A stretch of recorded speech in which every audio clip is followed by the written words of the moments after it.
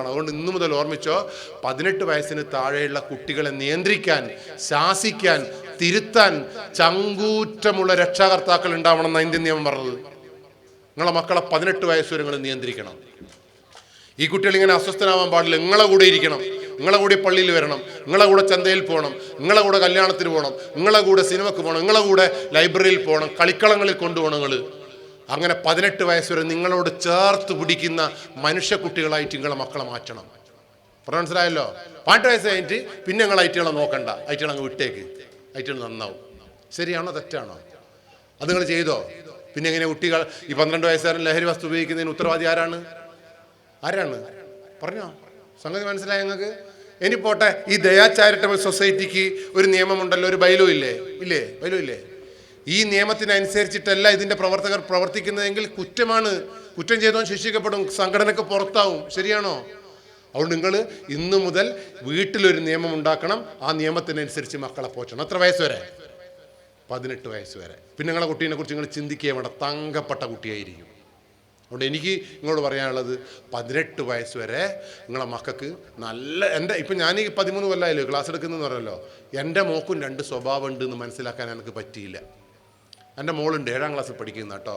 നിങ്ങൾ കാണണം, ഒരു മേലിഞ്ഞ് സാധനം പഠിക്കുന്ന പറഞ്ഞാൽ അപ്പാട് പഠിക്കും, മിറ്റടിക്കുന്ന പറഞ്ഞാൽ അപ്പാട് മിറ്റങ്ങ് അടിച്ചു വിടും, പീടിയെ പോടുന്ന പറഞ്ഞാൽ അപ്പാട് പീടിയെ പോയി വിടും. ഈ ഞാൻ വിചാരിച്ച് നല്ല, പക്ഷേ ഉള്ളൊരു പ്രശ്നം എന്ന് വെച്ചാൽ തീരെ വർത്താനം പറയില്ല. നമ്മളിപ്പോൾ ടൂറെല്ലാം കൊണ്ടുപോകുമ്പോൾ ഓള് നമ്മളെ കൊണ്ടുവന്ന പോലെ ഉണ്ടാവും, മുന്നിൽ ഇങ്ങനെ ഇരുന്നിട്ട് നമ്മളോട് സംസാരിക്കും. അപ്പോൾ ഞാൻ വിചാരിച്ചത് നല്ല തന്നെ, സംസാരിക്കൊന്നും വേണ്ട. ഞാൻ ഭാര്യയോട് പറഞ്ഞാൽ നല്ല ഉഞ്ഞങ്ങനെ കേട്ടോ, പഠിക്കുന്നുണ്ട്, അധികം വർത്താനമില്ല, ഒരു കച്ചറിയൊന്നും ഇല്ല എന്ന് പറഞ്ഞാൽ പോള് പറയാം, ഞാനല്ലേ ഓളെ പോറ്റിയത്. നല്ല ഓളം എടുക്കും. അഥവാ കുട്ടിക്ക് മാർക്ക് പറഞ്ഞാൽ ടീച്ചർ എന്ത് പഠിപ്പിച്ച് കൊടുക്കും ടീച്ചറോട്, പഠിച്ചിട്ടുണ്ടെങ്കിൽ ഞാനല്ലേ ശ്രദ്ധിക്കുന്നതെന്ന് പറയും. നിങ്ങളല്ല കേട്ടോ, എൻ്റെ കാര്യമാണേ, നിങ്ങളങ്ങനെയല്ല എന്നല്ല എനിക്കറിയാം. അങ്ങനെ ഇവള് എൻ്റെ മോളെക്കുറിച്ച് എനിക്ക് അങ്ങനെ നല്ല പ്രതീക്ഷയുണ്ട്. പക്ഷെ ഞാൻ എല്ലാ ക്ലാസ്സിലും പറയുന്നുണ്ട് മക്കൾക്ക് 2 സ്വഭാവം ഉണ്ട്. അതുകൊണ്ട് എൻ്റെ മക്കളെ ഞാൻ ഒരു തരി പോലും സംശയിച്ചില്ല. പക്ഷേ കാലം എല്ലാം തെളിയിക്കും. കഴിഞ്ഞ ദിവസം സ്കൂളിൽ 7ാം ക്ലാസ്സിലെ PTA മീറ്റിംഗ് കഴിഞ്ഞു. ഓള് വലിയ കച്ചറയൊന്നും ഇല്ലാത്തതുകൊണ്ട് അത്യാവശ്യം മീറ്റിംഗ് ഉള്ളതുകൊണ്ട് ഞാൻ എല്ലാ ക്ലാസ്സിലും പറയുന്നുണ്ട്, അച്ഛനും അമ്മക്കും തുല്യ ഉത്തരവാദിത്തമുണ്ട്, നമ്മൾ മീറ്റിങ്ങിനെല്ലാം നമ്മൾ 2ആളും പോകണമെന്ന്. അപ്പോൾ ഓള് കച്ചറയൊന്നും ഇല്ലാത്തതുകൊണ്ട് ഞാനും പയ്യന്നങ്ങ് പോയി. അങ്ങനെ ടീച്ചർ കുറേ കളകളാന്നെല്ലാം പറഞ്ഞ്, ഞാനും കുളുകുളെന്നെല്ലാം പറഞ്ഞ്, അങ്ങനെ ഇവളും ഞാനും കസേരയിലിരിക്കുമ്പോൾ ഞാൻ ടീച്ചറോട് ചോദിച്ചല്ല ടീച്ചറെ, എൻ്റെ മോൾ എങ്ങനെയുണ്ട് ക്ലാസ് റൂമിൽ? ടീച്ചർ ഒരൊറ്റ ചിരിയ. എനിക്ക് ആ ചിരിയിൽ എന്തോ ഒരു ആപത്ത് മണത്തത്. ഞാൻ ചോദിച്ചല്ല ടീച്ചറെ ശരിക്കും പറ, എന്താ പ്രശ്നം എന്ന് വെച്ചപ്പോൾ ഈ ടീച്ചർ പറഞ്ഞാൽ എന്താ അറിയാം, ഇവളെ കൊണ്ടൊരു നിവൃത്തിയില്ല ക്ലാസ്സിൽ. ഷീസ് ടോക്കറ്റീവ്, വായിൽ നാവടക്കി വെക്കൂല, കളകളകളാന്ന് പറഞ്ഞിട്ട് മറ്റുള്ള പിള്ളേരെല്ലാം ഇടങ്ങാറാക്കുക പോലും. കണക്ക് ഇവൾ ആദ്യം ചെയ്യാൻ മറ്റുള്ള തോണ്ടുക. അങ്ങനെ ഇവളെ കൊണ്ടുവരുന്ന ഒരു അപ്പടെ എൻ്റെ ഭാര്യയില്ലേ പാവം സുന്ദരി, ഇത് കേട്ടപ്പം കസേലയും വന്ന് നിങ്ങൾ ഇളകി, നിങ്ങൾ വന്നു നോക്കേണ്ട. ഞാൻ അങ്ങനെയാണ് പോയി. എനിക്ക് അന്നേരം മനസ്സിലായി സംഗതി ഇവക്ക് ഇരിഞ്ഞില്ല. ഞാൻ ടീച്ചറോട് വെച്ച്, ടീച്ചറെ സ്കൂളിൽ CCTV ഉണ്ടോ, ഒന്ന് കാണിച്ചു തരുമോ നിങ്ങൾ? അങ്ങനെ ടീച്ചർ ഒരു ക്ലാസ് റൂമിൽ CCTV ഇല്ല, ഇങ്ങനെ പോകുന്ന സ്ഥലത്ത് CCTV ഉണ്ട്. ഞാനും ഭാര്യയും ടീച്ചറും കൂടി ഇവളെ പോക്കും വരവെല്ലാം കണ്ടപ്പോൾ ഇല്ലേ, എൻ്റെ വീട്ടിലെ കുട്ടിയേ അല്ലത്. ഇത്രയും കലാട്ട്, ഇത്രയും നാവുള്ളൊരു പെൺകുട്ടി. അതോടുകൂടി എൻ്റെ ഭാര്യയില്ലേ, തുള്ളിക്കളിച്ച ഭാര്യ അനങ്ങുന്നില്ല. പിന്നെ പൂച്ചേനെ പോലെ എൻ്റെ ഞാൻ വരൂ, ഞാൻ പറഞ്ഞു ഇഞ്ഞാണല്ലോ പോറ്റിയത്, ഇഞ്ഞല്ലേ പറഞ്ഞു, ഇന്നലെയും പറഞ്ഞതല്ലേ, ഇഞ്ഞി പോറ്റിയോണ്ടവൾ ഇങ്ങനെ ആയത് ഇൻ്റെ കോണാന്ന് പറഞ്ഞപ്പോൾ ഓളൊരൊറ്റ കരച്ചില. അതുകൊണ്ട് എനിക്ക് നിങ്ങളോട് പറയാനുള്ളതെന്നറിയോ, നിങ്ങളെ കുട്ടീനെ 18 വയസ്സ് വരെ ഒരു തരി നിങ്ങൾ വിശ്വസിക്കരുത്, ഒരു തരി വിശ്വസിക്കരുത്. പക്ഷെ അവരുടെ അവകാശങ്ങളെല്ലാം നമ്മൾ കൊടുക്കണം. അവർ നമുക്ക് തരാനുള്ള കടമകൾ നമുക്ക് തരാൻ വേണ്ടി നിങ്ങളായിട്ട് പഠിപ്പിക്കണം. അങ്ങനെ പഠിപ്പിക്കുന്ന ഒരു സമൂഹത്തിലെ കുട്ടിയും നശിച്ചു പോകില്ല. അതുകൊണ്ട് എനിക്ക് നിങ്ങളോട് പറയാനുള്ളത്, 18 വയസ്സ് വരെ കുട്ടീനെ എന്ത് ചെയ്യണം? പറഞ്ഞോളേ, നിയന്ത്രിക്കണം. ആയിട്ടുള്ള പല പടക്കലും പടക്കാൻ സമ്മതിക്കരുത്. അതുകൊണ്ട് ഇനി നിങ്ങളോട് ഒരു സ്വകാര്യം കൂടി ഞാൻ പറയാം. നിങ്ങളെ മക്കളുടെ സ്വഭാവം ഇന്ന് നോക്കിക്കോളി. ഈ കുട്ടികൾ ആരുടെ കൂടെയാണ് നടക്കുന്നതെന്ന് നോക്കൂ. നിങ്ങൾ ഇവരുടെ ഫ്രണ്ട്സുകൾ 4 ബബിൾഗം തിന്നുന്ന കുട്ടിയുടെ കൂടെയാണ് ഈ മക്കൾ നടക്കുന്നതെങ്കിൽ 5ാമത്തെ ദിവസം ഈ മക്കൾ ബബിൾഗം തിന്നും. ഒരു തർക്കമില്ല കാര്യത്തിൽ. പുസ്തകം വായിക്കുന്ന 4 കൂടിയായി കുട്ടി നടക്കുന്നെങ്കിൽ 5ാമത്തെ ദിവസം നിങ്ങളെ മക്കളെ കക്ഷത്ത് ഒരു ബുക്ക് ഉണ്ടാവും. സിഗരറ്റ് വലിക്കുന്ന 4 കൂടിയായി കുട്ടികൾ നടക്കുന്നെങ്കിൽ 6ാമത്തെ ദിവസം സിഗരറ്റ് വലിക്കും. ശരിയാണോ തെറ്റാണോ? ഫുട്ബോൾ കളിക്കുന്ന 5 കൂടിയാണ് നടക്കുന്നെങ്കിൽ 6ാമത്തെ ദിവസം TV-യിൽ ഫുട്ബോൾ കാണും ഈ കുട്ടികൾ. അതുകൊണ്ട് നിങ്ങൾ എന്ത് ചെയ്യണം, ഈ കുട്ടികൾ നല്ല കുട്ടികളാണെന്ന് വീട്ടിൽ പറയരുത്. നിങ്ങൾ എന്ത് ചെയ്യണം, വീട്ടിൽ ഈ കുട്ടികൾ ആരുടെ കൂടെ നാട്ടിൽ, അതുകൊണ്ടാണ് അവിടെയാണ് നമ്മളെ വിഷയം. ഈ ദയാ ചാരിറ്റബിൾ സൊസൈറ്റീൻ്റെ കൂടെ നിങ്ങളെ മക്കൾ അങ്ങ് വിട്ടോ, എന്തിനു മേടിക്കണം? ഇവർ ചെയ്യുന്ന പ്രവൃത്തിയുടെ കൂടെ നിങ്ങളെ മക്കളെ അങ്ങനെയാകുമ്പോൾ എന്ത് ഗുണമുണ്ടാവും പറയൂ. നിങ്ങളെ മക്കളും കരുണയുള്ള ദയയുള്ള അടുത്ത വീട്ടിലെ ദുഃഖങ്ങൾ കാണുമ്പോൾ നിങ്ങളെ മക്കൾക്ക് നിങ്ങളോടുള്ള സ്നേഹം കൂടും. ശരിയാണോ തെറ്റാണോ? നാളെ എൻ്റെ അമ്മയ്ക്കും ഇത് വരുമോ എന്നുള്ള ശങ്ക ഉണ്ടാവും ഈ കുട്ടികൾക്ക്. ഇപ്പം ആ കുട്ടികൾ അങ്ങനത്തെ വിഷമങ്ങളൊന്നും കാണുന്നില്ല. അതുകൊണ്ട് തന്നെ ആ കുട്ടികൾക്ക് നിങ്ങളെ സങ്കടത്തിൽ ഒരു ദയുണ്ടാവില്ല. ശരിയാണോ തെറ്റാണോ? പിന്നെ നിങ്ങൾ ഇനി കുട്ടികളെ പറയുമോ ഇനി നിങ്ങൾ? അതുകൊണ്ട് ഞാൻ എൻ്റെ വീട്ടിൽ ചെയ്യുന്ന 2 സൊല്യൂഷനും കൂടി പറഞ്ഞിട്ട് ഞാൻ ക്ലാസ് വൈൻഡപ്പ് ചെയ്ത് തരാം. ഞാൻ ഈ 2 എനിക്ക് 4ാം ക്ലാസ്സിൽ 7ാം ക്ലാസ്സിലും 2 ഉള്ളത്. എനിക്ക് ഈ കേരളത്തിലാണ് ഏറ്റവും കൂടുതൽ പീഡനം. ഒരു കാര്യം കൂടി പറയണം, എനിക്ക് പീഡനത്തിനെ കുറിച്ചും കൂടി പറയണം. കേരളത്തിൽ 532 പീഡന മരണമാണ് ഇതുവരെ നടന്നത്. കുട്ടികൾ 18 വയസ്സിന് താഴെയുള്ള കുട്ടികൾ. നിങ്ങൾ ആരെങ്കിലും അങ്ങനെ മരിച്ചത് കണ്ടിട്ടുണ്ടോ? പീഡിപ്പിക്കപ്പെട്ട് മരിച്ചത് കണ്ടിട്ടില്ലേ? ആലുവയിലുള്ള 5 വയസ്സുകാരി കുട്ടിയെ ആ അന്യസംസ്ഥാന തൊഴിലാളി ആ മീൻചാപ്പേൻ്റെ പുറകിലേക്ക് കൂട്ടിക്കൊണ്ടുപോയി നശിപ്പിച്ചു കൊന്നത് നിങ്ങൾ കണ്ടിട്ടില്ല?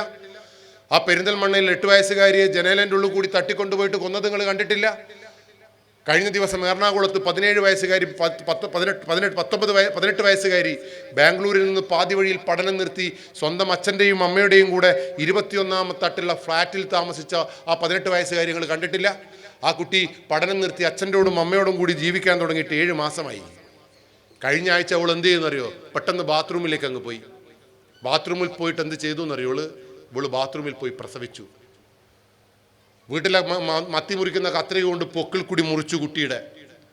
അതിനു ശേഷം ഈ 3 കിലോ 200 ഗ്രാമുള്ള തങ്കക്കുടം പോലത്തെ ചന്ദന കളറുള്ള ആൺകുട്ടിയെ ആമസോണിൻ്റെ ബാഗിലാക്കി ഈ 18 വയസ്സുകാരി അമ്മ ടെറസിൻ്റെ മേലേക്ക് കൊണ്ടുപോയി എറണാകുളത്തെ ചവറ്റുകുട്ടിയിലേക്ക് വലിച്ചെറിഞ്ഞു. വടകരയിൽ കഴിഞ്ഞ ദിവസം 15 വയസ്സുള്ള സുന്ദരിയായ 10ാം ക്ലാസ്സിലെ പെൺകുട്ടി രാവിലെ ഉറക്കം ഉറന്നപ്പോൾ അമ്മ പറഞ്ഞു, തങ്കു ഉറങ്ങിക്കോ, അമ്മ റൂമൊന്ന് അടിച്ചു വാരട്ടെ എന്ന് പറഞ്ഞ് റൂം അടിച്ചു വാരുമ്പോൾ ഈ ചൂല് കൊണ്ട് കട്ടിലിൻ്റെ അടിയിൽ ഇങ്ങനെ തട്ടിയപ്പോൾ ഏതോ ഒരു ചങ്ങാതിയുടെ മൂക്കിൽ ചൂലിൻ്റെ അറ്റം കൊണ്ടപ്പോൾ ചങ്ങായി തുമ്മിത്തെറിച്ച് പുറത്തേക്ക് വീണു. 10ാം ക്ലാസ്സിൽ പഠിക്കുന്ന പെൺകുട്ടി കട്ടിലിൻ്റെ അടിയിൽ കൊണ്ടുവച്ചത് ആ നാട്ടിലുള്ള 16 വയസ്സുകാരനെയായിരുന്നു. രാത്രികൾ വിളിക്കാൻ തുടങ്ങിയിട്ട് 3 മാസമായി ആ വീട്ടിലേക്ക് ഈ ചെക്കൻ കടന്നു വരുന്നു. അറിയോ നിങ്ങൾ? ആ ചെക്കനും പെണ്ണും നിങ്ങളെല്ലാം എന്ത് മനുഷ്യന്മാരാ, 2 എണ്ണം രാത്രി വന്നിട്ടില്ലേ, എന്തോ ഒരു സാധനം തിന്നിട്ട് ഒന്നിച്ച് കിടക്കുക. 15 വയസ്സുകാരി പെൺകുട്ടി. അതിനുശേഷം എൻ്റെ 7ാം ക്ലാസ്സിലെ മകളെ എനിക്ക് പേടിയാണ്.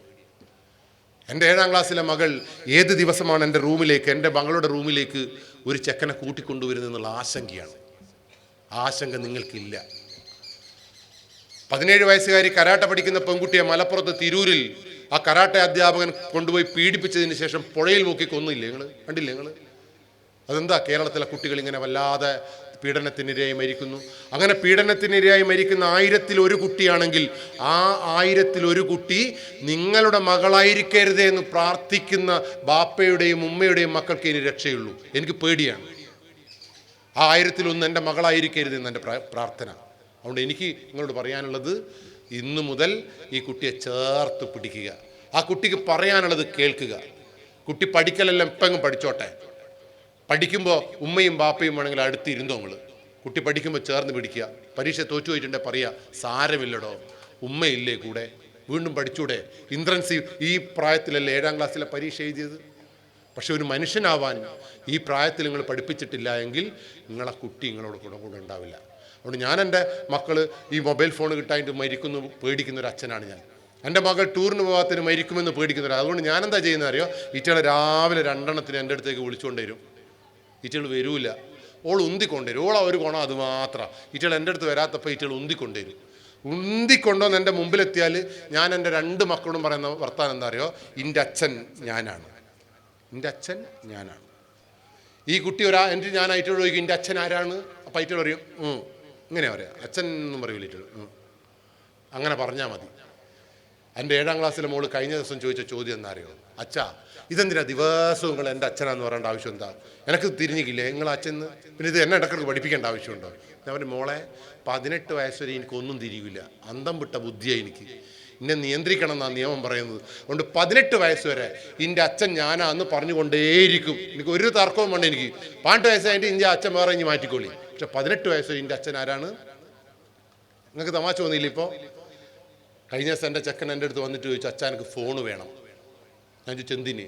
അവൻ പറഞ്ഞു ഫോൺ. ഞാൻ പറഞ്ഞു ഫോൺ വിളിക്കാനുള്ള ഉപകരണമല്ലേ, അച്ഛൻ്റെ ഫോൺ എടുത്ത് വിളിച്ചോ. എൻ്റെ അച്ഛൻ്റെ ഫോൺ വേണ്ട, എന്നാൽ അവൻ അമ്മേൻ്റെ ഫോൺ എടുത്ത് വിളിച്ചോ. ഓൻ അത് വേണ്ട. അപ്പോൾ പറഞ്ഞു ഞാൻ അച്ഛമ്മേൻ്റെ ഫോൺ അത് അപ്പുറത്ത് അതെടുത്ത് വിളിച്ചോ. ഓൻ അതും വേണ്ട. ഞാൻ പറഞ്ഞു എനിക്കെന്താ വേണ്ടത്? ഓൻ പറയാ എനിക്ക് സ്വന്തമായി ഫോൺ വേണം. ഞാൻ ചോദിച്ചു എന്തിന്? 18 വയസ്സ് വരെ സ്വതന്ത്രമായി ഫോൺ കൊടുക്കരുത് എന്ന് നിയമമുള്ള നാട്ടിൽ എനിക്ക് എന്തിനാ സ്വതന്ത്രമായി ഫോൺ വിളിക്കാനുള്ള ഉപകരണമാണ്. അച്ഛൻ്റെയും അമ്മേൻ്റെയും ഫോൺ എടുക്കാനാണ് നിയമം പറയുന്നത്. അല്ലെങ്കിൽ ഇനി കള്ളനാവും എന്ന് പറഞ്ഞപ്പോൾ ഓൻ പറഞ്ഞെന്നറിയോ, വിഷ്ണുവിനും കുഷ്ണുവിനും ദുഷ്ണുവിനെല്ലാം ഉണ്ടല്ലോ, പിന്നെ എനക്കെന്താ വാങ്ങി തന്നാൽ അച്ഛന്? ഞാൻ പറഞ്ഞു വിഷ്ണുവിനും കുഷ്ണുവിനും ദുഷ്ണുവിനും എനക്ക് നോക്കാനാവില്ല, എനക്ക് ഇന്നേ നോക്കുവാനാവും. അതും 18 വയസ്സ് വരെ ഇന്നെ ഞാൻ നോക്കൂ. ഇനി എനിക്ക് സ്വന്തമായിട്ട് ഫോൺ വേണോ? 18 വയസ്സ് കഴിഞ്ഞിട്ട് ഇനി മനുഷ്യനാവും. എൻ്റെ പണിക്ക് പോകണം, പൊട്ട എൻ്റെ കൂലി വാങ്ങണം, ശമ്പളം വാങ്ങണം, എന്നിട്ട് കഴിഞ്ഞ് ഫോൺ വാങ്ങേണ്ടത്. ഓൻ ചോദിച്ചാൽ അതിയാ ഒരൊറ്റ പോക്കാവേ. ഞാൻ വിചാരിച്ചാൽ എന്നെ കൊന്നിട്ടില്ല. കഴിഞ്ഞ ദിവസം എന്നോട് വന്നു, അച്ഛാ മുടി ഇങ്ങനെ ആക്കണം. നമ്മളിങ്ങോട്ട് വരൂ. ഓൻ ആ ഷോപ്പ് കൂട്ടി കൊണ്ടുപോയിട്ട് ഓനോട് ചോദിച്ചു മുടി ഇങ്ങനെ ആക്കുവാൻ എത്ര ഉണ്ടാവും? ഓൻ പറഞ്ഞു 750 റുപ്യ ഇങ്ങനെ ആക്കുവാൻ. അതിനൊരു പശ പോലത്തെ ഒരു സാധനം തേക്കണം പോലും, എന്നാലും ഇങ്ങനെ നിൽക്കുള്ളൂ. 1250 റുപ്യ, 2000 റുപ്യ വേണം പോലും മുടി അങ്ങനെ ആക്കാൻ. ഞാൻ പറഞ്ഞു മോനെ തിന്നാൻ തന്നെ പൈസയില്ല, എന്നിട്ട് അതിൻ്റെ മുടി ഇങ്ങനെ ആക്കുന്നു. ഇപ്പം എൻ്റെ 7ാം ക്ലാസ്സിലെ മോള് ഇവനെ വിളിച്ചിട്ട് ചോദിച്ച ചോദ്യം എന്നാരോ, നമ്മുടെ മുടിയിൽ നമുക്കൊരു അവകാശമില്ല എന്ന് അച്ഛനോട് ചോദിക്കടാ.